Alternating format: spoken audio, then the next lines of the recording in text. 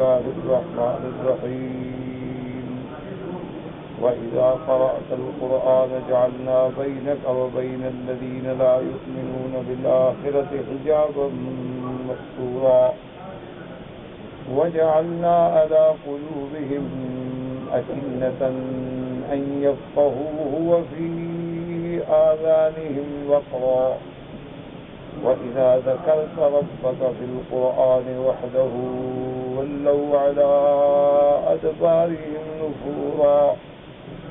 قال المؤلف المفسر رحمه الله تعالى يقول تعالى لرسوله محمد صلى الله عليه وسلم وإذا قرأت يا محمد على هؤلاء المشركين القرآن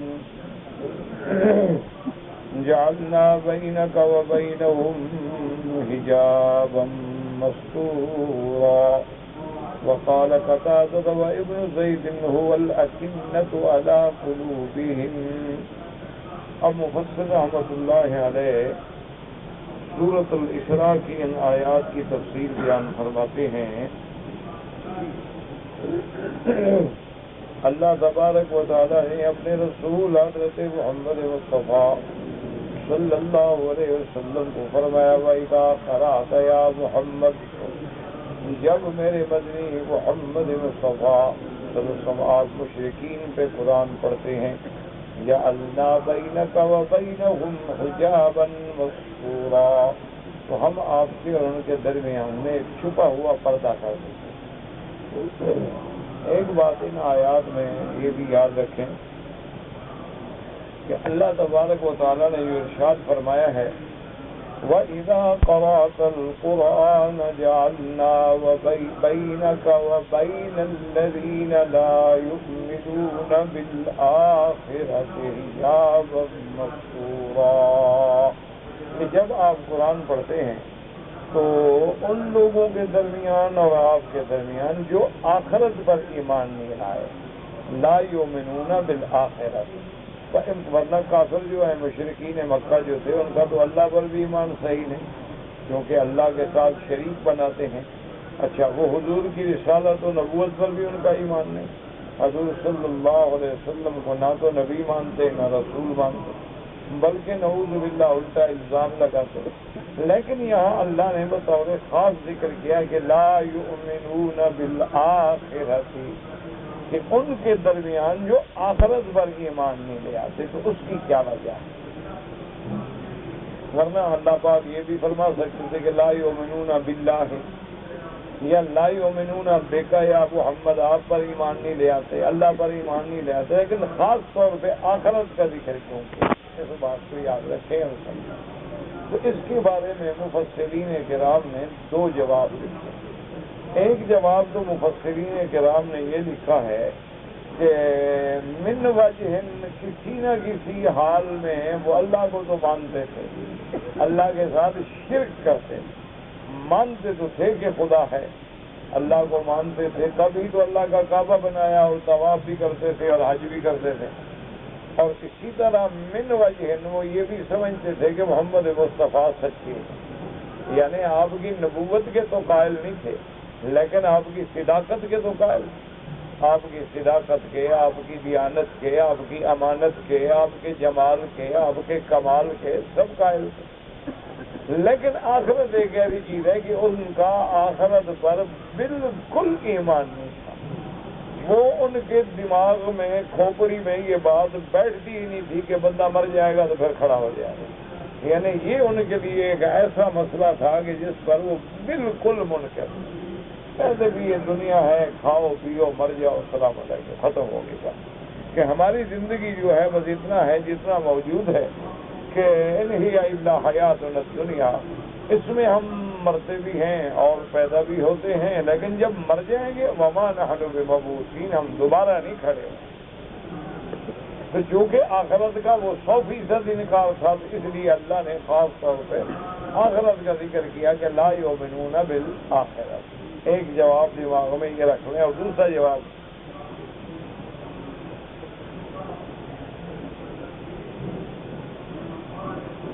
دوسرا جواب یہ ہے کہ کبھی اللہ پاک قرآن میں ایک چیز کا ذکر فرما دیتے ہیں اور باقی ساری چیزیں اسی میں آ جاتی ہیں، یعنی ذکر تو فرمایا آخرت کا، تو اب جس بندے کا یوم القیامہ پہ، آخرت پہ، معاد پہ، بعث بعد الموت پہ ایمان نہیں ہے تو صاف بات ہے کہ اللہ کے رسول پر بھی ایمان نہیں، کیونکہ ہمیں مرنے کے بعد اٹھنے کی خبر دینے والے کون ہیں؟ محمد رسول اللہ۔ تو جب آخرت پہ ایمان نہیں تو گویا اللہ کے رسول پر بھی ایمان۔ اگر اللہ کے رسول پہ ایمان ہوتا تو ہم حضور کی بات مانتے۔ اچھا، اگر اللہ کے نبی پہ ایمان نہیں تو خبر لانے والے ملائکہ ہیں، ان پہ بھی ایمان نہیں۔ اچھا، اگر آخرت پہ ایمان نہیں تو پھر انصاف کب ہوگا؟ دنیا میں تو آپ دیکھ رہے ہیں کہ جو جتنا پکا مسلمان ہے اتنا پریشان ہے، اتنا مصیبتوں میں ہے، ابتلا میں ہے، امتحانوں میں ہے، تو وہ انعام اور فیصلے کا دن کب ہوگا؟ تو اگر کوئی قیامت ہی نہ ہو، کوئی فیصلہ ہی نہ ہو اور مومن کافر سب کھا پی کے مر کے جان چھوڑ جائیں تو پھر تو اللہ کا عدل بھی نہ ہوا، اللہ کا انصاف بھی نہ ہوا کہ اللہ نے مخلوق پیدا کی اپنی عبادت کے لیے۔ کچھ لوگ ہیں جو اللہ کی عبادت کرتے رہے، کچھ ہیں جو نہیں کرتے رہے، دونوں مر گئے خلاص۔ اللہ نے ماننے والوں کو کیا فائدہ پہنچایا اور نہ ماننے والوں کو کیا تکلیف پہنچائی؟ اس کا معنی یہ ہے کہ ان کا اللہ پر بھی ایمان کہ لا یؤمنون بالآخرہ، کہ اگر آخرت پہ ایمان نہیں تو گویا انبیاء پہ بھی ایمان نہیں، قرآن پہ بھی ایمان نہیں، ملائکہ پہ بھی ایمان نہیں، اور اللہ کے عدل اور یوم الجزا پہ بھی ایمان۔ تو اسی لیے ایک لفظ کہنے میں ساری چیزیں داخل ہو گئی۔ اور ایک جواب علماء نے اور بھی ذکر فرمایا ہے، فرمایا کہ لا یؤمنون بالآخرۃ، کہ جس بندے کا مرنے کے بعد آخرت کی زندگی پہ ایمان ہو وہ اتنا گستاخی نہیں کرتا۔ جس کو پتا ہو کہ میں نے مرنا ہے اور پھر حساب ہوگا تو وہ انبیاء کی شان میں گستاخ نہیں ہو سکتا، وہ بد عمل نہیں ہو سکتا، وہ مجرم نہیں ہو سکتا۔ کبھی انسان ہے غلطی ہو گئی، لیکن یہ نہیں کہ وہ بالکل، جس کا آخرت پہ ایمان ہے وہی تو چیز ہے جو بندے کو سیدھا کرتی ہے۔ اب دیکھیں نا کہ آپ نماز پڑھ رہے ہیں، رات کو تہجد پڑھ رہے ہیں، روزے رکھ رہے ہیں، طواف کر رہے ہیں، کیوں بھی اللہ راضی ہو جائے، قبر ٹھیک ہو جائے، حشر ٹھیک ہو جائے۔ تو جن لوگوں کا آخرت پہ ایمان ہی نہیں ہے وہ کہتے ہیں چھوڑو جی کیا کر رہے ہیں، چلو شام کو جائیں گے ہوٹلوں میں، کلبوں میں، پبوں میں، ریستورانوں میں، کھائیں گے، پیئیں گے، عیش کریں گے، شراب ہے، کباب ہے، دنیا ہے، پیسہ اٹھاؤ بس، اس کے بعد کی زندگی تو کوئی ہے ہی نہیں۔ تو اس لیے ہمیشہ یاد رکھیں کہ اصلاح عقیدہ اور اصلاح عمل کی بنیاد ہی ایمان بالآخرت ہے۔ جتنا آپ کا آخرت پر یقین کامل ہوگا اتنے آپ سچے مسلمان ہیں۔ جس بندے کو یہ پتا ہے کہ میں نے مرنا ہے، قبر ہے، حساب ہے، سوال ہے، منکر نکیر ہے، تو وہ کیسے گناہ کرے؟ ایک آدمی ڈاکہ مارتا ہے، قتل کرتا ہے، زنا کرتا ہے، سامنے قبر آ جائے کیا کر سکتا؟ تو اصل بات یہ ہے کہ اصل چیز جو ہے وہ ایمان بالآخرہ۔ اس لیے اللہ پاک نے ذکر فرمایا کہ لا یؤمنون بالآخرہ۔ اچھا، جعلنا بینک و بین الذین لا یؤمنون بالآخرۃ حجابا مستورا، حجابا پردہ چھپا ہوا، کیا معنی؟ حضرت قتادہ فرماتے ہیں اکنۃ علی قلوبہم، ان کے دلوں کے اوپر گویا غلاف آ گیا، کوئی چیز اندر داخل ہی نہیں۔ جیسے آپ دیکھتے ہیں نا کہ برتن کے اوپر آپ کپڑا ڈھک دیتے ہیں کہ کوئی بکری مچھر اندر داخل نہ ہو، تو جب کپڑا غلاف آ گیا دلوں کے اوپر تو پھر اندر کوئی چیز جاتی نہیں، فہم کیا کریں؟ سن رہے ہیں لیکن کوئی چیز دماغ میں تو داخل ہی نہیں ہو رہی، دل میں تو داخل ہی نہیں ہو رہا۔ اس لیے انہوں نے فرمایا کہ یہ حجاب مستورہ ہے کہ جو میرا مدنی پاک پڑھتے ہیں ان کے دل میں اترتا ہے، ان کے دل میں داخل ہی نہیں ہوتا ہے، بلکہ نعوذ باللہ وہ استہزاء کرتے ہیں۔ جیسے عتبہ ابھی لہب کا بیٹا ہے، اللہ رحمت فرمائے، بعض روایات میں یہ بھی آتا ہے کہ ایک دفعہ وہ مسلمان ہو گیا۔ جب اللہ کا قرآن اترا اور حضور پاک نے سورۃ والنجم کی تلاوت فرمائی کہ والنجم اذا ہوا ما ضل صاحبکم وما غوی، جب اس نے سنا بس فوراً بگڑ گیا۔ کہتے ہیں کہ باقی تو میں اومن بالقرآن الا النجم، میں نجم نہیں مانتا، بس باقی تو میں مانتا ہوں لیکن یہ سورۃ نجم نہیں مانتا۔ بس ایک عناد ہے، یہ وہی آدمی ہے، یہ حضور کے سگے چچے کا بیٹا ابی لہب کا بیٹا ہے، عتبہ اس کا نام ہے، جس کے لیے حضور نے بس دعا کی تھی کہ اللہم سلط علیہ قلبا من کلاب الغاضرہ۔ ایک روایت میں یہ آتا ہے اللہم سلط علیہ قلبا یأکلہ، ایک روایت میں یوں بھی آتا ہے اللہم سلط علیہ قلبا من کلابہ۔ تو معنی ایک ہے، اللہ پاک کے نبی کی زبان سے بد دعا کی۔ حضور نے فرمایا کہ اللہ اپنے جنگل کے کتوں میں سے اس پر ایک کتا مسلط۔ اور ایک روایت میں ہے کلاب الغاضرہ، غاضرہ ایک جگہ کا نام تھا، وہاں بہت ہوتے تھے جانور جنگل کے۔ تو یہ وہی بدبخت ہے جس کو حضور نے بد دعا دی تھی کہ میں سورۃ النجم نہیں مانتا، یعنی سارا قرآن مانتا ہوں، نجم نہیں مانتا۔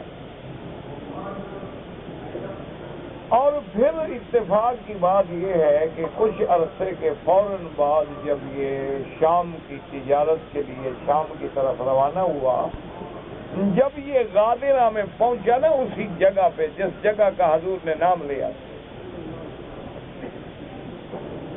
تو اپنے سارے ساتھیوں کو کہنے لگا کہ لکم الف دینار، میں تم کو 1000 دینار دوں گا اگر آج رات میں خیریت سے گزار دوں۔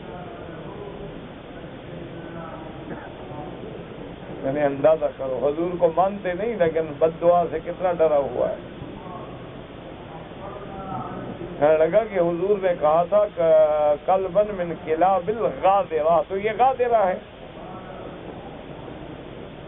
تو اس لیے میں تم سب لوگوں کو 1000 دینار، اس زمانے میں 1000 دینار بہت بڑی چیز ہوتی، تو انہوں نے مشورہ کیا، انہوں نے کہا کہ ایسا کرتے ہیں کہ ہمارے ساتھ جتنا تجارتی سامان ہے اس کا ایک بڑا تھڑا سا بنا دیتے اور ہم سارے ارد گرد سو جائیں گے، تم اس کے اوپر سو جاؤ۔ ایک تو ویسے بھی اونچی جگہ ہے تو جانور کیا کرے گا، اور دوسری بات یہ ہے کہ ہم سارے لوگ جو ہیں وہ سوئے ہوئے ہیں، تو آئے گا تو ہمارے اوپر گزر کے آئے گا نا، ہمارے اوپر گزرے گا، جاگ جائیں گے تو ہم دفاع کریں گے،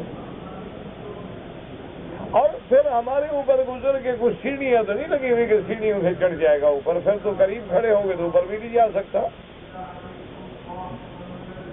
تو اپنے طرف سے سارے انتظامات کر کے وہ سو گئے۔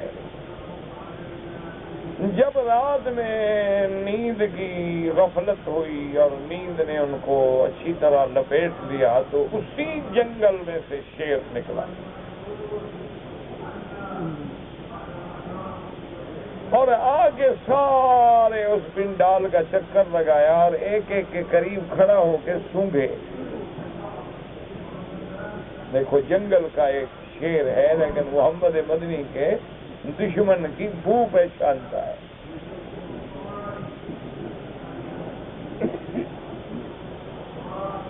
اللہ اکبر، اللہ کسی کو بھی انبیاء کا گستاخ اور بے ادب نہ بنائے۔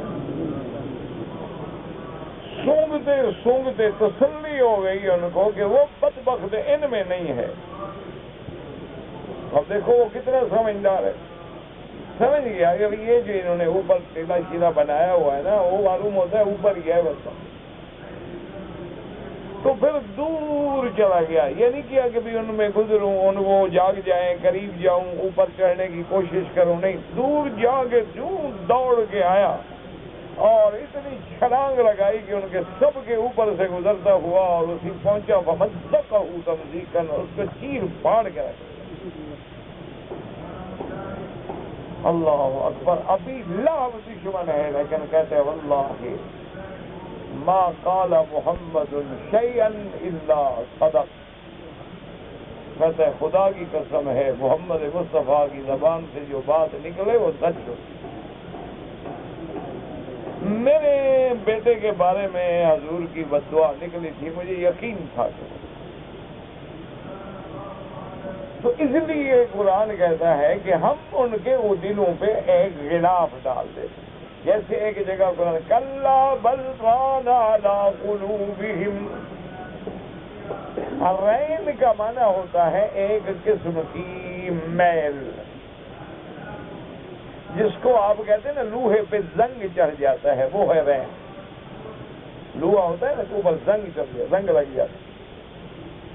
تو جب آدمی گناہ کرتا ہے تو دلوں پہ زنگ لگ جاتی، جب آدمی گناہ کرتا ہے پہلے ایک نقطہ لگتا ہے، پھر دوسرا، تیسرا، چوتھا، پانچواں، 10واں، 20واں، اس بد قلبہ، پھر دل سیاہ ہو جاتا اور اس پہ گناہوں کا وہ زنگ لگ جاتا ہے۔ اب جب زنگ لگی اندر تو کوئی چیز جاتی نہیں۔ آپ دیکھیں نا تالے میں زنگ لگ جائے چابی نہیں جاتی، چابی کو زنگ لگ جائے وہ تالے میں گھستی نہیں۔ اچھا آپ کے بیٹری کے اندر جو ہوتا ہے نا اس کو پکڑتا ہے، اس کو زنگ لگ جائے کرنٹ نہیں آتا۔ تو جب دلوں کو زنگ لگ جائے تو وہ قرآن کا کرنٹ کیسے داخل ہو اندر؟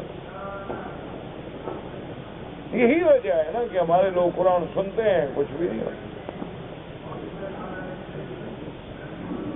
اور ماشاءاللہ باقاعدہ گھروں میں قرآن کے ختم کرواتے ہیں، آیت کریمہ کے ختم کرواتے ہیں، آیت الکرسی کے ختم کرواتے ہیں، سورۃ فاتحہ کے ختم کرواتے ہیں، قرآن خوانی کرواتے ہیں۔ گھروں میں داخل نہیں ہوتے، جی پہلے ٹھہرو پہلے قرآن خوانی ہوگی، گھر میں برکت ہو، اور تم نے آگے بعد میں جو منہ کالا کرنا ہے برکت کھڑی رہے گی۔ برکت کوئی ایسی چیز ہے کہ وہ کھڑی رہتی ہے، جب آدمی گناہ کرتا ہے تو فرشتے بھی دور ہو جاتے، جب آدمی لیٹرین میں جاتا ہے تو فرشتے کرامن کاتبین ہٹ جاتے ہیں، جب میاں بیوی جو حلال ہے آپس میں ملتے ہیں فرشتے دور ہو جاتے ہیں۔ تو کم لاکھ قرآن پڑھو، جب اسی گھر میں پھر گناہ کرو گے تو برکتیں ختم ہو گئی، رحمتیں ختم ہو گئی، پھر اللہ کے عذاب اترنے شروع ہو گئے۔ تو ایک معنی یہ ہے کہ جعلنا بینک و بین الذین لا یؤمنون بالآخرۃ حجابا، حجابا معنی پردہ، مستورا یعنی پردہ بھی ایسا چھپا ہوا ہے جو نظر ہی نہیں آتا، کسی کے سامنے تو ہے نہیں کہ اس کو ہٹا دے، وہ چھپا ہوا پردہ ہے، کوئی جانتا نہیں۔ حضرت قتادہ فرماتے ہیں اس پردے سے معنی کیا ہے؟ اکنۃ علی قلوبہم، ان کے دلوں پہ غلاف، کما قال تبارک و تعالی وقالوا قلوبنا فی اکنۃ مما تدعونا الیہ وفی آذاننا وقر ومن بیننا وبینک حجاب۔ قرآن جیسے کہتا ہے کہ مشرک خود کہتے تھے کہ ہمارے دل جو ہیں وہ غلاف میں بند ہیں، جو بات آپ ہمیں دعوت دیتی ہیں وہ ہم نہیں سنتے، ہمارے کانوں میں بوجھ ہے، اور آپ کے ہمارے درمیان میں ایک حجاب آئے لہذا وہ بات ہم سنتے ہی نہیں، سمجھتے ہی نہیں۔ ای مانع حائل ان یصل الینا مما تقول شیء، کہ آپ کے اور ہمارے درمیان میں ایک ایسا مانع ہے، حائل ہے، حجاب ہے، رکاوٹ ہے کہ جو آپ کہتی ہیں وہ ہم تک بات پہنچتی نہیں۔ حجابا مستورا، مستورا بمعنى ساتر كميمون ومشوم بمعنى يامن وشائم لأنه من يمنعهم۔ اب مفسر فرماتی ہیں کہ مستورن کا معنی اصل میں ہے ساترن، چھپانے والا، جیسے کہ قرآن جیسے کہ محاورات عرب میں آتا ہے میمون کہتے ہیں مشؤوم، میمون معنی یامن، مشؤوم معنی شائم، اسی طرح یہاں مستور بھی ساتر کے معنی ہے، لأنه يمنعهم، وہ ان کو قرآن فہمی سے، قرآن پہ عمل سے روکتا ہے۔ وقیل مستورا عن الابصار فلا تراہ وهو مع ذلك حجاب بينهم وبين الهدى وقال الى تضيف الجديد رحمه الله تبارک و تعالی۔ اور بعض مفسرین فرماتے ہیں کہ مستورن کا کیا معنی؟ مستورن عن الابصار، کیونکہ جب میرے محبوب قرآن پڑھتے تھے تو دشمن ستاتے تھے، دشمن شور کرتے تھے، دشمن تالیاں پیٹتے تھے، دشمن پتھر پھینکتے تھے۔ تو بعض مفسرین نے فرمایا حجاباً مستوراً، اللہ نے فرمایا ہم ان کی آنکھوں کے آگے پردہ ڈال دیتے ہیں، وہ میرے مدنی کو دیکھ ہی نہیں سکتے ہیں۔ اب مفسر رحمۃ اللہ علیہ فرماتے ہیں کہ دونوں باتیں ٹھیک ہیں، یعنی حضور کے آگے بھی پردہ ہو جاتا ہے، وہ حضور کو نہیں دیکھ سکتے، اور ان کے اور ہدایت کے درمیان میں بھی پردہ ہو جاتا ہے، وہ ہدایت کو بھی نہیں پا سکتے۔ اسی ترجمے کو حضرت ابن جریر رحمۃ اللہ علیہ نے ترجیح فرمائی۔ وقال الحافظ ابو يعلى الموسري وحدثنا ابو موسى الحروي واسحاق بن ابراهيم وقال حدثنا سفيان عن الوليد بن كثير عن يزيد بن تدرس عن اسماء بنت ابي بكر رضي الله تعالى عنها قالت لما نزلت تبت يدا ابي لهب وتب جاءت الاوراق مجمي والها والوله وفي يدها فهر وهي تقول مزمما اتينا وبينا۔ ابو بکر رحمۃ اللہ علیہ فرماتے ہیں کہ بی بی اسماء بنت ابی بکر رضی اللہ تعالی عنہ سے روایت ہے، وہ فرماتی ہیں کہ جب اللہ نے قرآن میں ابی لہب کی مذمت میں سورۃ اتاری تبت یدا ابی لہب وتب، تو اس کی بیوی وہ جو ایک آنکھ سے بھینگی تھی، اور اس کا وہ کہتا ہے ام جمیل اس کا نام تھا، اس کے ہاتھ میں بلبلۃ، اس کے ہاتھ میں لوہے کی ایک چیز تھی، وفی یدہا فہر، اور اس کے ہاتھ میں فہر بھی کہتے ہیں وہ خنجر نما چیز ہوتی ہے لوہے کی، اس کو کہتے ہیں فہر۔ آنے لگی اور کہنے لگی مزممن اتینا مزممن ابینا، اللہ کی شان ہے غصے میں وہ حضور کا نام بھی نہیں لے سکتی تھی، محمد نہیں کہہ سکتی، مزمم وہ جو ہمارے ہاں مذموم ہے اس کا ہم نہیں مانتے اس کو۔ اس کے بعد فرماتے قال ابو بکر شک منی ودینہ کلینا وامرہ اسینا، اور یہ باتیں کہہ رہی تھی کہ ہم محمد مدنی کے دین کو نہیں مانتے، ہم اس کے کسی امر کو نہیں مانتے بلکہ نافرمانی کرتے ہیں۔ ورسول اللہ صلی اللہ علیہ وسلم جالس وابو بکر الی جنبہ، میرے مدنی بیٹھے ہوئے ہیں اور ابو بکر بھی آپ کے ساتھ بیٹھے ہوئے ہیں۔ فقال ابو بکر رضی اللہ عنہ لقد اقبلت هذه وانا اخاف ان تراك، فقال انها لن تراني وقرأ قرآنا اوتسم به منها۔ حضرت صدیق نے عرض کیا کہ یا رسول اللہ یہ بدبخت عورت آ رہی ہے بد زبان، میں ڈرتا ہوں کہ آپ کی گستاخی نہ کرے، آپ کو دیکھنے کے بعد آپ کی شان میں کوئی بیہودہ باتیں نہ کہے۔ حضور نے فرمایا کہ ابو بکر گھبرانے کی ضرورت نہیں، انہا لن ترانی، وہ مجھے نہیں دیکھ سکتی، تم کوئی غم نہ کرو، وہ مجھے نہیں دیکھ سکتی ہے۔ اللہ تبارک و تعالیٰ کے قرآن کی حضور نے کچھ آیتیں پڑھی اور اس کے بعد اللہ نے اپنے نبی کی حفاظت فرمائی، آگے سامنے کھڑی ہے لیکن محمد مصطفیٰ کو نہیں دیکھی۔ وَإِذَا قَرَأْتَ الْقُرْآنَ جَعَلْنَا بَيْنَكَ وَبَيْنَ الَّذِينَ لَا يُؤْمِنُونَ بِالْآخِرَةِ حِجَابًا مَسْتُورًا قَالَ فَجَاءَتْ حَتَّى قَامَتْ عَلَىٰ أَبِي بَكْرٍ، حالانکہ حضور اور ابو بکر کٹھے بیٹھے ہوئے ہیں، وہ آ کے ابی بکر کے اوپر کھڑی ہو گئی اور کہنے لگی بلغنی ان صاحبک حجانی، مجھے یہ بات پہنچی ہے کہ تیرے صاحب نے، تیرے دوست نے میری مذمت کی ہے۔ قال ابو بکر لا ورب هذا البيت ما حجاک، حضرت ابو بکر نے فرمایا مجھے اس گھر کے رب کی قسم ہے محمد مصطفیٰ نے تو کوئی تمہاری حجو نہیں کی، وہ تو اللہ کا قرآن ہے، حضور نے تو حجو نہیں کیا۔ قال فانصرفت وهي تقول لقد علمت قریش انی بنت سیدها، اس کے بعد واپس مڑ گئی اور کہنے لگی ابو بکر سارا قریش جانتا ہے کہ میں ان کے سردار کی بیٹی ہوں، اگر حضور میری مذمت کریں گے تو کیا ہو جائے گا۔ لیکن اللہ نے اس کے اور حضور کے درمیان میں پردہ ڈال دیا. تو بہرحال یہ قرآن کی آیات جو ہیں بہت مجرب آیات ہیں. بڑے بڑے علماء نے مشکل کے اوقات میں یہ آیتیں پڑھی ہیں. قرطبی نے، اسی طرح کعب احبار نے، اسی طرح رائے کے اندر ایک اللہ والے بزرگ تھے انہوں نے، اسی طرح شام میں ایک اللہ والے نے کہ ان پہ جب مشکل وقت آیا حکومت نے ان کو پکڑنا چاہا تو انہوں نے یہی آیات مبارک جو ہے نا قرآن میں جہاں جہاں اولئک الذین طبع اللہ علی قلوبہم وسمعہم وابصارہم غشاوہ ختم اللہ علی قلوبہم وعلی سمعہم وعلی ابصارہم غشاوہ افرأیت من اتخذ الہہ ہواہ واضلہ اللہ. اسی طرح وجعلنا من بین ایدیہم سدا.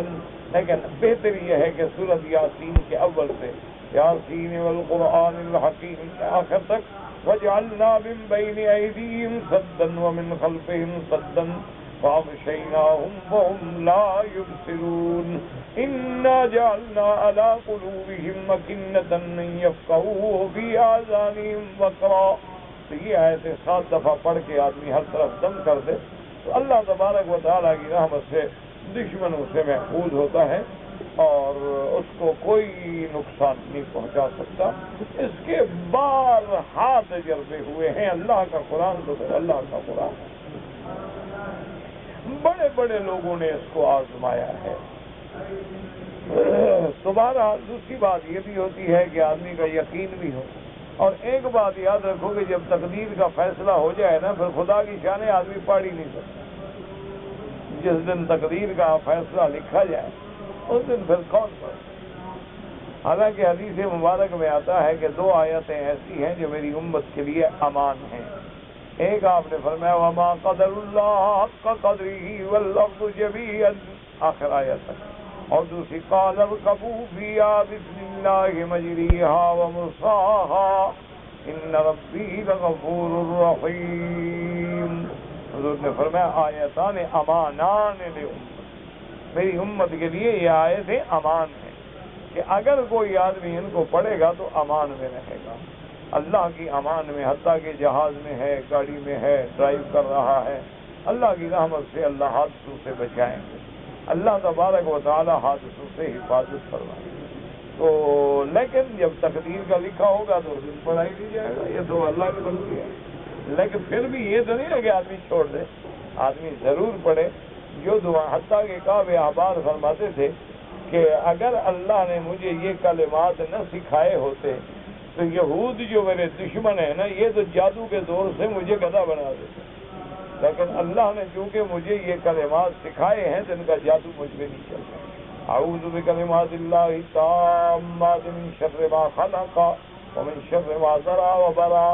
تو یہ حضرت پڑھتے تھے اسی طرح اعوذ بکلمات اللہ التامات من شر ما خلق ومن شر فتن اللیل والنہار ومن شر کل طارق الا طارق یطرق بخیر یا رحمان. تو یہ حضرت کعب کا وظیفہ تھا. صبح شام پڑھ کے دم کر کے بدن پہ فرماتے اگر میں یہ نہ پڑھتا نا تو یہودی جادو کر کے مجھے نعوذ باللہ گدھا بنا دے، کیونکہ یہودی تو جادو کے بادشاہ ہوتے ہیں. تو اس لیے بہرحال جو دعائیں حضور نے فرمائی ہیں یا جو دعائیں قرآن میں آئی ہیں یہ اکثیر اعظم ہیں. ان سے بڑی دعا کوئی نہیں اور ان سے بڑی ڈھال کوئی نہیں ہے. شرط یہ ہے کہ بس آدمی اللہ کی رحمت سے پڑھ لے تو پھر اللہ کی حفاظت فرما دے. کئی دفعہ ایسا ہوا ہم جلسوں پہ جاتے تھے تو بعض علاقے ایسے ہوتے اللہ معاف کرے سارا راستہ جو ہے دونوں طرف وہ پیروں کے مارے ہوئے لوگ، قبروں کے پوجنے والے، قبر پرست، بدعات، شرک، اور پھر قومیں یعنی بڑے بڑے قبیلے اور بڑی بڑی قومیں اور زوراور لوگ. تو الحمدللہ ثم الحمدللہ اللہ کے قرآن کی یہ برکت ہے کہ الحمدللہ جب بھی پڑھ لیا اللہ نے حفاظت کر، اللہ تبارک و تعالی نے محفوظ رکھا. اللہ تبارک و تعالیٰ اپنی حفاظت میں لے لیتے ہیں. شرط یہ ہے کہ یقین سے پڑھ لو نا, دشمن کچھ بگاڑ ہی نہیں سکتا, الٹا ہو جائے نا کچھ نہیں کر سکتا. لیکن جس دن میرے مالک کی تقدیر ہو آدمی کو شان, اس دن اسی دن ہی بھول جائے, اسی دن پڑے گا اللہ کی قدرت. وقوله تبارک و تعالی وجعلنا على قلوبهم أكنة وهي جمع كنان الذي يخشى القلب. اللہ اکبر. اللہ فرماتے ہیں کہ ہم ان کے دلوں پہ کنان مانا پردہ ڈال دیتے ہیں جو دلوں کو ڈھانپ لیتا ہے. کیا مانا؟ ان یفقہوا, تاکہ وہ بات سمجھ نہیں سکتے. لئلا یفہموا القرآن. میں نے بھی ایک کتاب میں پڑھا تھا کہ حضرت سندھی جب سفر کر رہے تھے اور انگریزوں کا دور تھا, غلبہ تھا, مثال دیتے ہیں لوگ کہ ان کے ملک میں ان کے دور حکومت میں سورج غروب نہیں ہوتا. کیا مانا؟ یعنی ایک جگہ ڈوب رہا ہے دوسری جگہ نکل رہا ہے. تو ایک جنگل میں ہیں اور آپ کے ساتھ 2 اور ساتھی ہیں, شاید ان میں ایک حضرت لاہوری رحمۃ اللہ عالم, میں نے پڑھا ہے, ہو سکتا ہے غلطی. ایک جنگل میں گزرے تو شیر گرجا. تو انسان ہے, شیر تو پھر شیر ہوتا ہے, اللہ معاف کرے. اور خاص طور پہ جس شیر کو آدمی کے خون کی چاٹ لگ جائے نا, یعنی کوئی بندے کو مار کے خون کھا لے پی لے, پھر وہ بندے کو ہی کھاتا ہے. تو بہرحال حضرت سندھی رحمۃ اللہ علیہ نے فرمایا کہ سب حضرات جو ہے پڑھیں حسبنا اللہ ونعم الوکیل نعم المولا ونعم النصیر. بس فرمایا پڑھتے رہو اور چلتے جاؤ. پڑھتے گئے چلتے گئے, شیر کھڑے سامنے کھڑا ہٹ, اللہ نے حفاظت کرنا.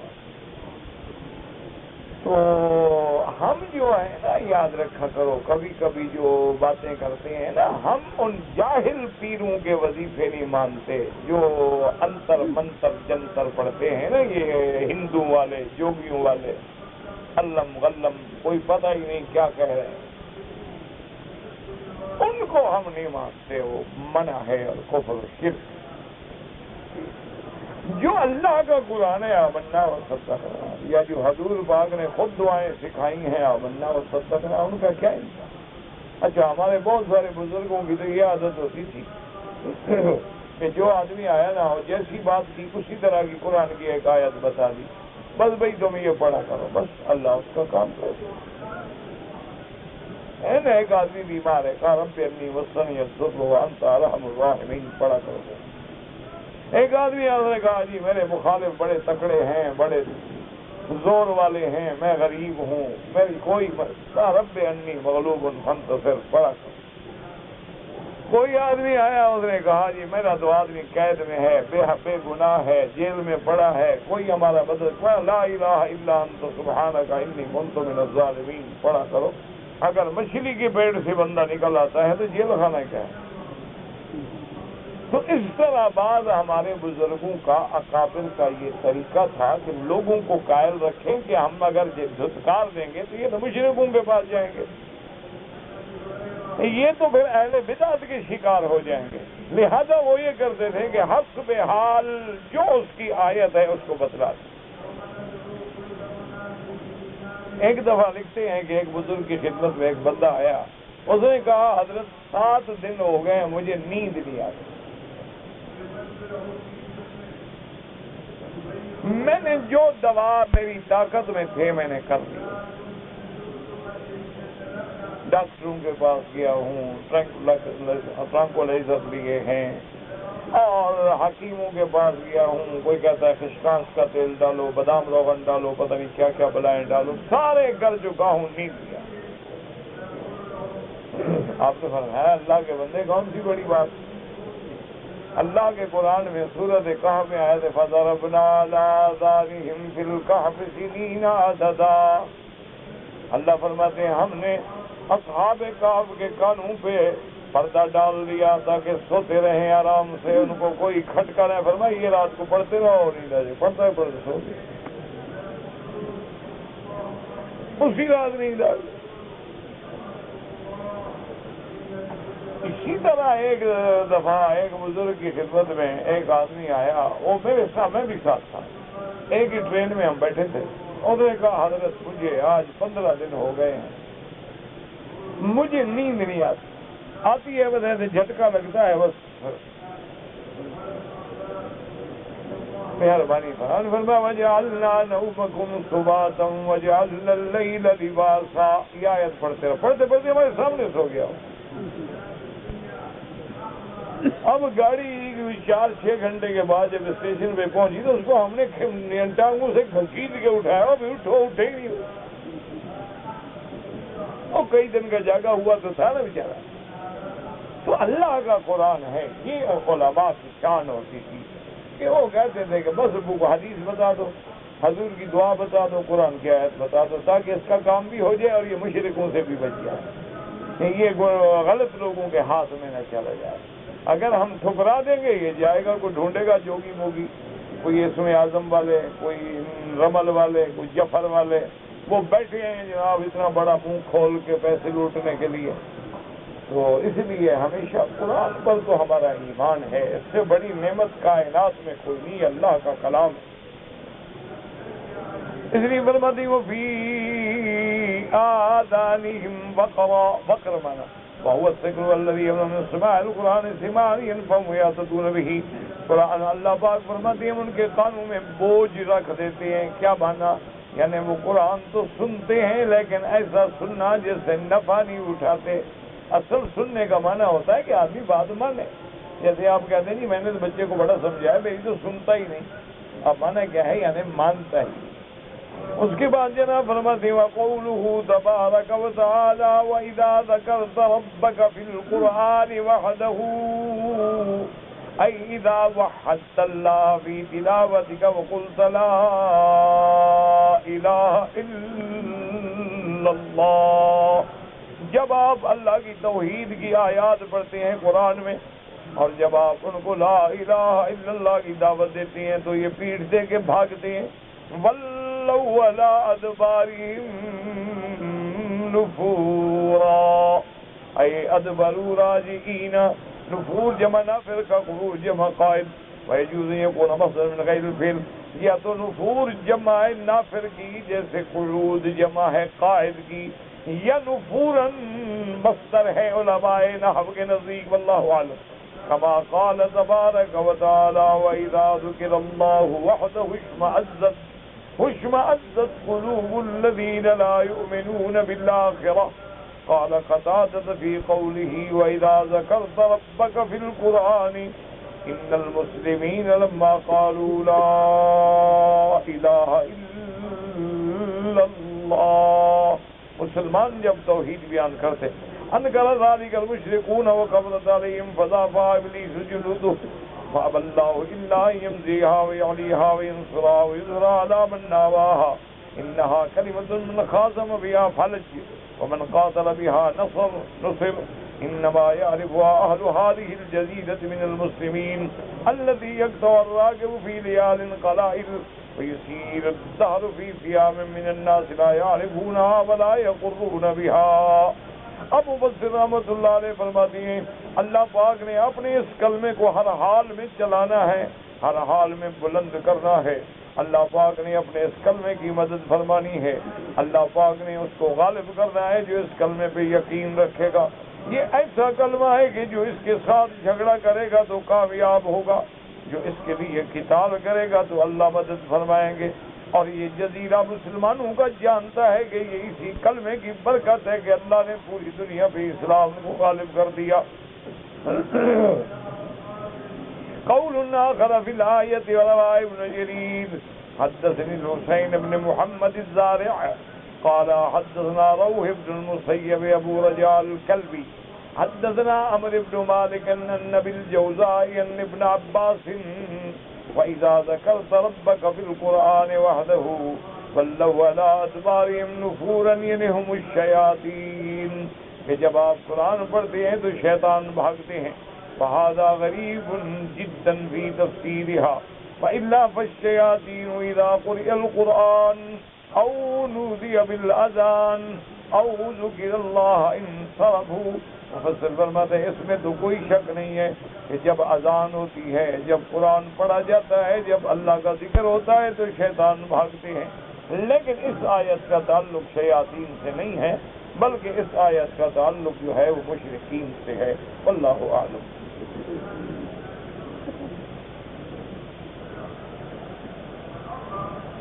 کہتے جی کہ اگر کوئی آدمی سگریٹ یا نسوار کا بیچارہ عادی ہے، اللہ بچائے، دعا کرے اللہ ہر مسلمان کو بری عادتوں سے چھڑائے، تو حالت احرام میں دم بھی نہیں پڑے گی، احرام بھی نہیں ٹوٹے گا. یاد رکھیں کہ نسوار رکھنے سے یا سگریٹ پینے سے احرام تو نہیں ٹوٹتا اور نہ ہی دم پڑتی ہے، لیکن کوشش یہ کریں کہ بچیں، کیونکہ ایک بری چیز ہے. اور پھر آدمی اللہ کے حج کے احرام میں ہے تو جتنا ممکن ہو سکے بچنے کی کوشش. باقی دم بھی نہیں پڑے گی اور احرام بھی نہیں ٹوٹے گا. جو بھی بیمار ہیں اللہ سب کو شفائے کاملہ صحت عاجلہ نوازے. اللہم اشفنا واشف مرضانا ومرضى من اوصانا ومرضى المسلمین. ایک آدمی پاکستان سے آیا ہے لیکن اس نے احرام جدے سے باندھا ہے. عمرہ تو میرا بھائی ہو گیا، لیکن ایک بکری بطور دم ادا کرے کہ میقات سے گزر گیا، اس کو احرام اپنے ایئرپورٹ سے باندھنا چاہیے تھا یا جہاز میں باندھنا چاہیے. اور دوسری بات یہ ہے کہ وہ جو میقات کا عمرہ ہے اس سے بھی محروم ہو گیا، کیونکہ جدہ میقات تو نہیں، جدہ تو ہل ہے.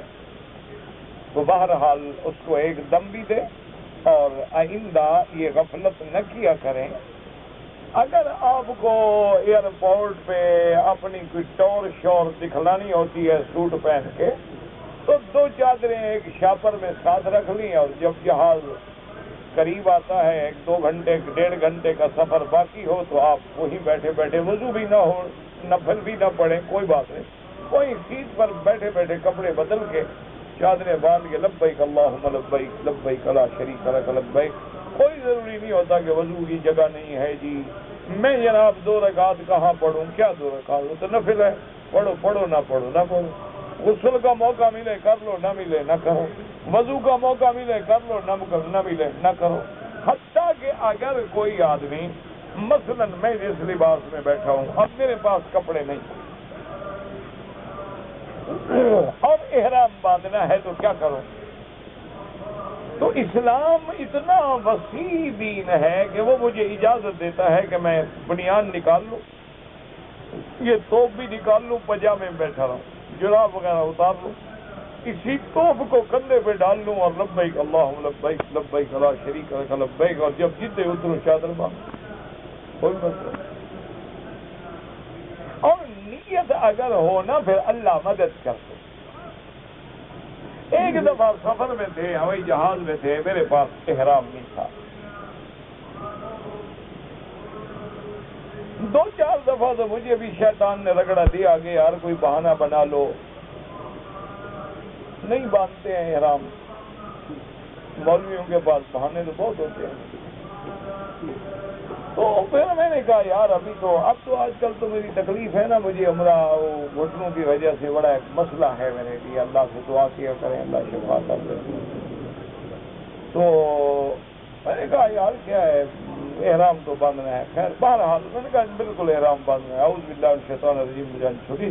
اور اس کے بعد جناب یہ ہے کہ میں نے اب حمام میں گیا تو حمام بھی لوگ چونکہ استعمال کرنا نہیں جانتے، گندا کر چکے تھے. میں واپس آ کے سیٹ پہ بیٹھ گیا، میں نے کپڑا اتارا، کپڑے اتار کے بنین اتار کے جرابیں اتار کے اور اسی کرتے کو کندھے پہ ڈال لیا اور لبیک اللہم لبیک. اچھا زیادہ سے زیادہ 5 منٹ گزرے ہوں گے کہ ایئر ہوسٹس نے بالکل برینڈ نیو احرام مجھے آ کے پیش کیا، کہ مکی صاحب آپ کے احرام لے لیں. میں نے کہا بھی یہ انہوں نے کہا نہیں ہم نے رکھا ہوتا ہے، کبھی کبھی پیش آ جاتی ہے ضرورت، یہ میرا احسان نہیں ہے، جہاز کی طرف سے رکھا ہوا ہے. بہترین، مجھے ایسے تولیے کبھی بھی نہیں ملے، میں بعد میں بھی استعمال کرتا ہوں۔ تو اب نیت تھی تو اللہ نے دے دی، نیت نہ ہو تو پھر کیا بنے۔ دبئی ایئرپورٹ میں تھا، میرے پاس احرام نہیں تھا، میں ہانگ کانگ سے آ رہا تھا، میں نے کہا احرام انشاءاللہ باندھنا ہے، اللہ مالک۔ میں گیا، الحمدللہ بہترین مسجد ہے، وضو خانہ ہے، وضو کیا، آرام سے آ کے 2 رکعت پڑھی اور کرتا شرتا اتار کے جناب اپنا اسی پجامے میں، تو ایک آدمی میرے پاس آیا، کہتا ہے جی اس طرح عجیب سا لگتا ہے۔ آدمی نے کہا تمہیں کیا ہے، میں تو تمہاری دعوت پہ جا رہا ہوں۔ اللہ کے بندے، میں اللہ کے حرم جا رہا ہوں، عجیب لگتا ہوں تو میں لگتا ہوں نا۔ نہیں اچھا، میں نے کہا اچھا، تم 10 منٹ گزرے ہوں گے، 3 آدمی احرام لے کے آ گئے، حضرت احرام لے لیں، حضرت احرام لے لیں، حضرت احرام۔ میں نے کہا اللہ کے بندے ہمارے پاس زائد ہیں، ہمارے پاس زیادہ ہیں، ہم نے دیکھا آپ کو تو ہم نے کہا کمال مرضی تو سعادت ہے کہ ہمارے احرام میں آپ عمرہ کریں گے۔ جزاکم اللہ، اللہ نے احرام دے دیا بغیر پیسے لگائے ہوئے، اور مولوی کو مفت کا مال ملے تو سبحان اللہ۔ مولوی اور پیر کے تو جناب ماشاءاللہ اندر 2000 کیلوریز بڑھ جاتی ہیں، مال مفت کا ہونا، اپنے گھر سے کھانا پڑے تو پھر قیامت کی علامت۔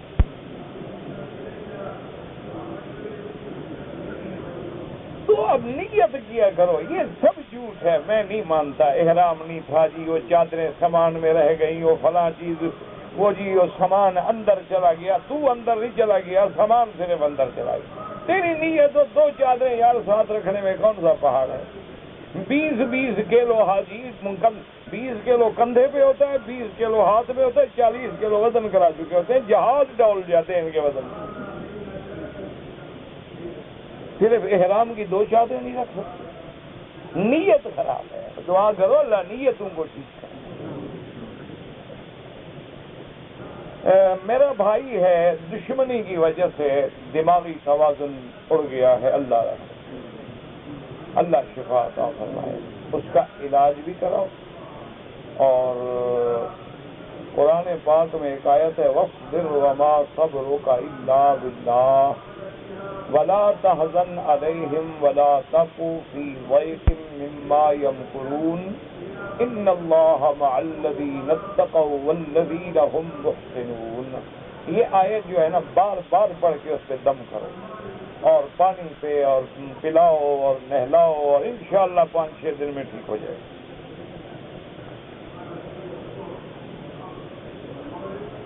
ہمارا ایک ساتھی بیمار ہے، اللہ شفا عطا فرمائے۔ ایک غریب آدمی نے روزے کی حالت میں بیوی سے ہم بستری کر دی، غریب کو اور کام کیا ہوتا ہے،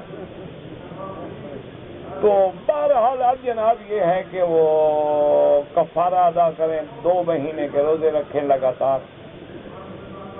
اگر ایسا کمزور ہے کہ 2 مہینے کے روزے نہیں رکھ سکتا، نہ خود نہ بیوی، تو پھر 60 مسکینوں کو کھانا کھلائے،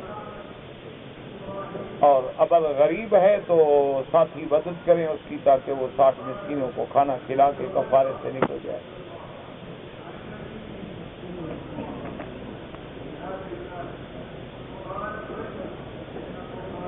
میں نے عمرہ کیا مدینہ منورہ سے، میں نے بالوں کو ٹک لگوائے ہیں، دم تو پڑ گئی۔ اگر آپ کے پاس پیسے نہیں ہیں تو روزے رکھ لیں، کوئی مسئلہ نہیں، لیکن جب عمرہ کرو یاد رکھو میرا بھائی، عمرے کو مذاق نہ بناؤ، یا عمرہ نہ کرو۔ اگر عمرہ کرو سر پہ اس طرح پھرواؤ، اگر اس طرح نہیں پھرواتے، بال بڑے ہیں تو 4تھا حصہ سارے سر کے بالوں کا کٹ جائے۔ یہ نہیں کہ ٹک لگاؤ ادھر سے ادھر سے، آدمی احرام سے نکلتا ہی نہیں، لاکھ چادریں کھول کے کپڑے پہن لو، لیکن تم احرام میں ہو جب تک بال نہیں کٹواؤ گے۔ کہتے جی کہ خون نکلنے سے وضو ٹوٹ جاتا ہے۔ ہاں، امام ابو حنیفہ رحمۃ اللہ علیہ فرماتے ہیں کہ اگر خون نکل کے اپنی جگہ سے آگے بہہ گیا تو وضو ٹوٹ جاتا ہے۔ حرم شریف میں جوتے گم ہو جاتے ہیں، دوسروں کے نہ پہنا کرو، اپنے جوتے شاپر میں رکھو، کپڑے کے تھیلی میں رکھو، اپنے پاس رکھو، کسی محفوظ جگہ پہ رکھو، لیکن دوسرے کے جوتے نہ پہنو، یہ بالکل اجازت نہیں ہے۔ اگر ہم نماز پڑھ رہے ہیں، سورت فاتحہ پڑھ لی ہے، دوسری سورت بھی لانی ہے، اس سے پہلے پڑھیں گے بسم اللہ الرحمن الرحیم۔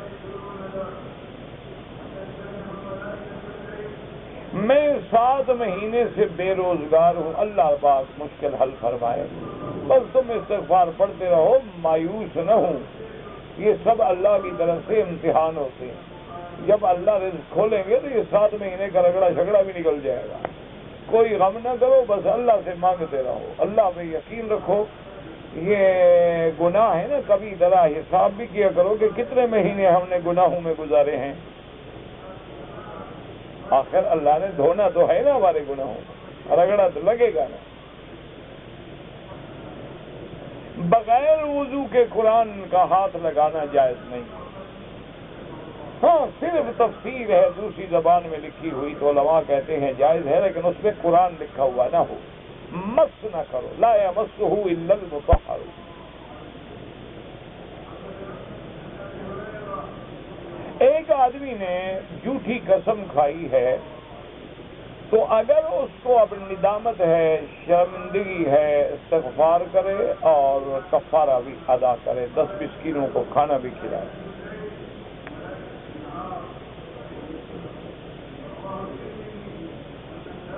کہتے جی کہ یورپ میں بعض لوگ جو ہے نیشنلٹی حاصل کرنے کے لیے فرضی اسٹامپ پیپر پہ میرج کرتے ہیں، جھوٹ ہے، یورپ میں بولو یا مکے میں بولو، جھوٹ ہر جگہ جھوٹ، ناجائز۔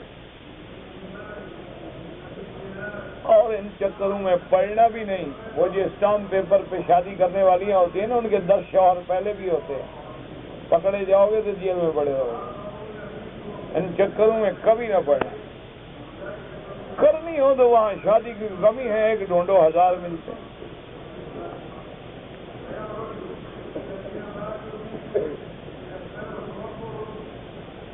کہتا جی کہ میں نے اپنی خالہ کو طواف زیارت کروایا تھا ریڑی پہ، اور میں نے اپنی نیت بھی کر لی، انشاءاللہ تمہارا بھی ہو گیا، لیکن اگر مکے میں ہو تو ایک دفعہ احتیاطاً طواف دوہرا دو، اب نیت کر لو کہ یا اللہ میں نے جو طواف کیا تھا اگر وہ تیری دربار میں قبول نہیں تو میں اس کے بجائے ایک اور طواف کر رہا ہوں، کیونکہ بعض علماء فرماتے ہیں کہ اٹھانے والے کا طواف نہیں ہوتا، تو اس لیے احتیاط ضروری ہے کہ طواف زیارت حج کا فرض ہے۔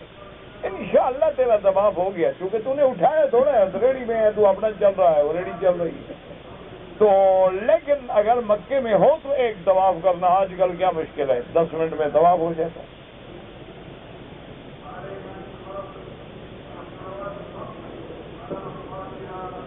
میں نے ریاض جانا ہے، میری پیشی ہے، کوئی کام ہے، بہرحال اگر عمرہ نہ کرو گے تو بچنے کی گنجائش تو ہے، لیکن بہتر یہ ہے کہ گنجائشوں پہ عمل نہ کرو، واپسی پہ عمرہ کرو، اگر اللہ حج نصیب کر دے سبحان اللہ، ایک بکری دے دینا تمتع کی، بس مشکل کیا ہے؟ مکے میں جو لوگ رہتے ہو کماتے ہو 200-250 کی بکری دینا کیا مشکل ہے؟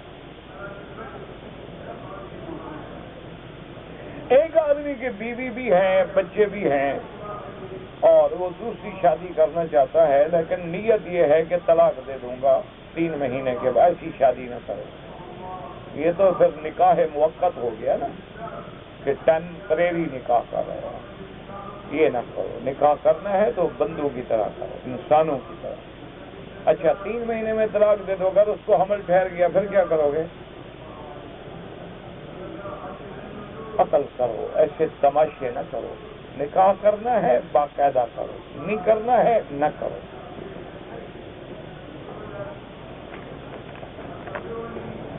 جو لوگ 4 مہینے کی ڈیوٹی پہ حرم آئے ہیں کام کرنے کے لیے، آپ لازمی بات ہے کہ رمضان میں یا رمضان سے پہلے آ گئے، ان مہینوں میں آپ عمرہ نہ کریں، آپ کا حج مفرد ہوگا اور آپ پر کوئی حج کی بکری نہیں۔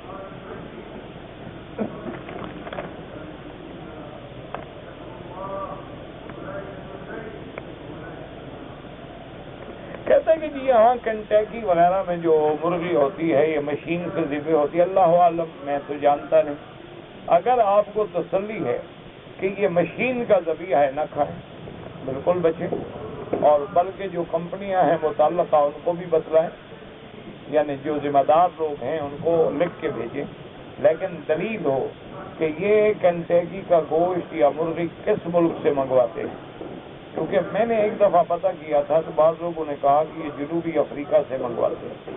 اگر جنوبی افریقہ سے ہے تو وہاں صحیح ذبح ہوتی ہے۔ اچھا، اسی طرح اگر الوطنی کی ہے صحیح ذبح ہوتی ہے، فقیر کی ہے صحیح ذبح ہوتی ہے، اس ملک کے اندر کے پولٹری فارمز کے ہیں تو صحیح ذبح ہوتی ہے۔ اگر کسی ایسے ملک سے آتی ہے جہاں مشین کا ذریعہ ہے تو آپ کا فرض ہے کہ آپ چیمبر آف کامرس کو اور ان کے منسٹری کو آپ لکھیں اور مطلع کریں، وہ روک دیں گے۔ میری بیوی نے ایک رمضان کے روزے چھوڑے تھے، وہ میڈیکل کا امتحان دے رہی تھی، مصروفیت تھی، اور ایک دفعہ تو جتنے روزے چھوڑے ہیں وہ قضا کریں۔ فدیہ تو اس وقت دیا جاتا ہے جب آدمی بوڑھا ہو گیا، کمزور ہو گیا، اب صحیح ہونے کی امید نہیں، جب اللہ کا شکر ہے وہ تندرست ہے، ٹھیک ٹھاک ہے، تو ایک ایک روزہ دو دو چار چار کر کے قضا کر لیں۔ کون سی مشکل بات ہے؟ ہر ہفتے میں ایک روزہ رکھ لیا، ہر ہفتے میں 2 روزے رکھ لیے، مہینے میں 8 روزے ہو جائیں، تو اس طرح 2-3 مہینوں میں ادا ہو جائیں۔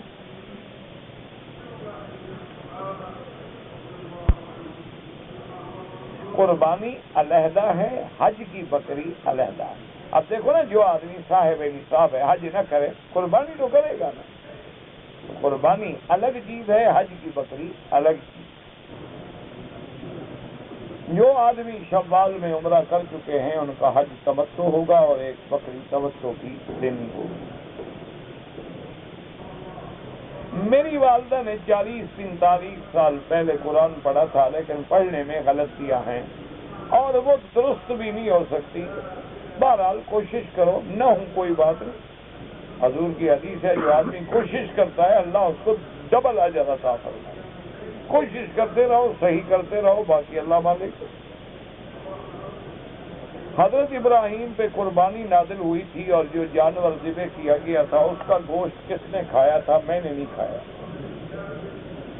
باقی مجھے اللہ کو پتا کس نے کھایا۔ نہ میں اس وقت تھا کہ میں ان کی لسٹ بنا لیتا تمہیں بتانے کی۔ تم نے پچھلے سال جو حج کی بکری ذبح کی اس کا گوشت کس نے کھایا؟ تو 4000 سال پہلے کا مولوی کو پتا ہے، تمہیں اپنی بکری کا بھی پتا ہے؟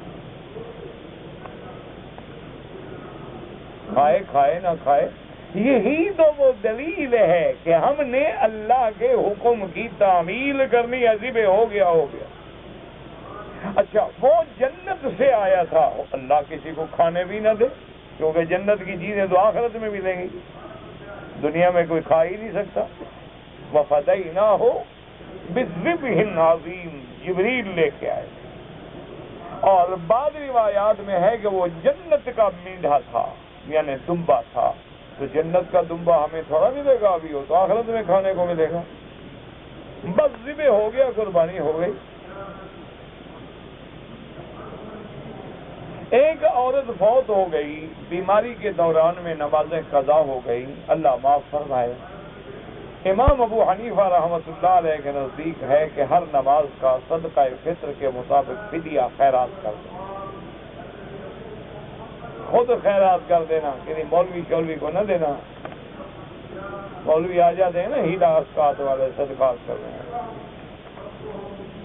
خود بس وہ 2.25 سیر گندم کے حساب سے 6 نمازیں ہیں، مثلاً تقریباً 11 سیر گندم کے حساب سے آپ اس نے دن کی گن لیں اور اس دن خود خیرات کر دیا کرو۔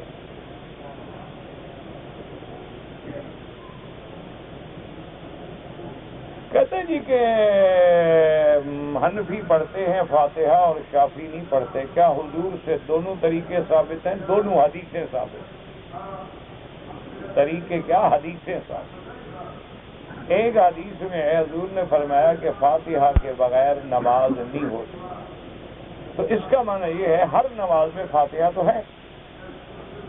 اب مسئلہ ہے صرف امام اور مقتدی کے درمیان، تو بعض ائمہ نے اسی حدیث کو سامنے رکھا کہ فاتحہ کے بغیر نماز نہیں ہوتی، انہوں نے کہا مقتدی بھی پڑھے اور امام بھی پڑھے۔ امام صاحب نے فرمایا کہ حضور کی حدیث ہے کہ من کان لہ امام فقراءۃ الامام لہ قراءۃ، کہ جب آدمی کا امام ہو تو امام کا پڑھنا جو ہے وہ مقتدی کا پڑھنا ہے۔ تو دونوں حدیثیں ہیں، اس میں جھگڑے کی کیا بات ہے کہ تمہارے ناقص عقل میں سمجھ نہیں آ رہی؟ کھلی حدیث ہے حضور۔ اب دونوں مجتہدین کی فہم ہے، ایک امام کی یہ فہم ہے، ایک امام کی یہ فہم ہے، لیکن لے تو دونوں حدیثیں ہیں۔ تو جب ہم حدیث لے رہے ہیں تو وہ جھگڑے نہیں، جھگڑے تو وہاں ہے جب ہم حدیث سے نکل جائیں۔ عمرہ جو ہے سارا سال ہو سکتا ہے، صرف 5 دن جو ہے نا وہ نہیں ہو سکتا حج والے دن، 8، 9، 10، 11، 12 وہ نہیں ہوتا، باقی سارا سال جب کیا ہو کرو۔ جو آدمی یہاں پر آئے ہوئے ہیں وہ اپنی نصاب والی قربانی اپنے ملک میں کریں، بالکل کریں، وکیل بنا دیں، ہم بھی اپنے وہاں کسی کو وکیل بنا کے کراتے ہیں تاکہ غریبوں کے مقام آ جائے۔ اگر ایک آدمی نے آپ کا قرضہ دینا ہے تو آپ زکوٰۃ میں چھوڑ سکتے ہیں، نہیں چھوڑ سکتے، یعنی جو قرضہ ملنے کی امید نہ ہو وہ اللہ کو دے رہے ہیں۔ جب تم نے اس کو قرضہ دیا تھا تو زکوٰۃ کی تو نیت ہی نہیں تھی، پہلے اس سے قرضہ وصول کرو پھر زکوٰۃ اپنی الگ ادا کرو۔